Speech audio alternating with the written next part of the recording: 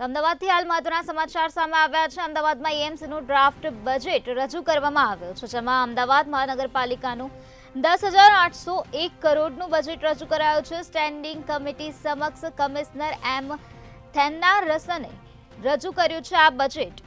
5 મહત્વની બાબત પર બજેટમાં ધ્યાન આપવામાં આવ્યું છે। વિકસિત અમદાવાદ 2047ને ધ્યાને રાખીને વિકાસ કરવામાં આવશે। નેટ ઝીરો અને કાર્બન ન્યુટ્રલને ધ્યાને રાખીને બજેટ રજૂ કરાયું છે। રેસિલિયન્ટ અને સસ્ટેનેબલ એનર્જી પર ભાર મૂકવામાં આવ્યો છે।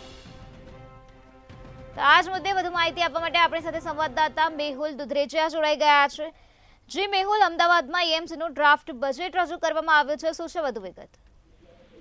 જે પ્રમાણે અમદાવાદ શહેરના જે બજેટ એટલે કે વાર્ષિક જે ખર્ચો છે વર્ષ 2024-25 માટે 10,108 કરોડ જે ડ્રાફ્ટ બજેટ છે તે રજૂ કરવામાં આવ્યું છે। મ્યુનિસિપલ કમિશનર એમ થેન્નારસને જે ડ્રાફ્ટ બજેટ છે રજૂ કર્યું છે। આ સાથે જ આગામી જે આયોજનો છે જે પૈકીના 4 ફૂટ ઓવરબ્રિજ બનાવવાની વાત છે, તેની પાછળ 10 કરોડ રૂપિયાનો ખર્ચો, 18 તળાવના બ્યુટિફિકેશનની વાત કરવામાં આવી છે, 7 મોટા ફૂડ પાર્ક બનાવવાની પણ જે વાત કરવામાં આવી છે, અલગ અલગ જગ્યાઓ પર શાકભાજી માર્કેટ છે તે બનાવવાની વાત કરવામાં આવી છે, નેટ ઝીરો કાર્બન ની વાત કરવામાં આવી છે। આવી અલગ અલગ જે જાહેરાતો છે બજેટની અંદર કરવામાં આવી છે અને તમામ જે જાહેરાતો છે તે આગામી દિવસોમાં ઇમ્પ્લિમેન્ટ થાય તે માટેનો પ્રયાસ જે છે તે કરવામાં આવશે તેવું કમિશનર દ્વારા જણાવવામાં આવ્યું છે। જી મેહુલ, સમગ્ર માહિતી આપવા બદલ આભાર।